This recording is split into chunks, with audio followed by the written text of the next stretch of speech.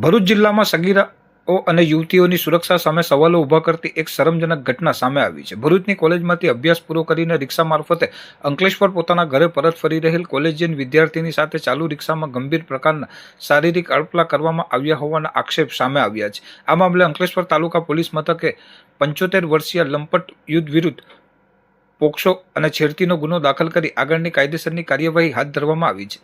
મળતી માહિતી મુજબ ભોગ બનનાર વિદ્યાર્થીનીના આક્ષેપ મુજબ તે ભરૂચની કોલેજમાંથી છૂટીને અંકલેશ્વર જવા માટે રિક્ષામાં બેઠી હતી. એ જ રિક્ષામાં પેસેન્જર તરીકે અંકલેશ્વરના પ્રતિન ચોકડી જવા માટે ઓએનજીસીના નિવૃત્ત કર્મચારી અને જીતાલી ગામના રહીશ 75 વર્ષીય સાલે મોહમ્મદ ગુલામ મોહમ્મદ મંસૂરી પણ બેઠેલા હતા. ચાલુ રિક્ષા દરમિયાન આ વૃદ્ધે યુવતીને તું મને ઓળખે છે બેટા તેમ કહી પોતાની ઓળખ આપી હતી અને પાડોશી હોવાનો નાતો બતાવી વાતોમાં પરોવી હતી. ત્યારબાદ લંપટ વૃદ્ધે ચાલુ રિક્ષામાં જ વિદ્યાર્થીનીનો હાથ પકડી લઈ તેણીના શરીરના છાતી અને ગુપ્ત ભાગો પર હાથ ફેરવી ગંભીર પ્રકારના શારીરિક અડપલા કર્યા હતા. એટલું જ નહીં, આરોપીએ નિર્લજતાથી તમામ હદો વટાવીને હું તારી સાથે જે ક્રિયા કરું છું તે તને ગમે છે તેમ કહી વિદ્યાર્થીનીને ₹500ની લાલચ પણ આપી હતી.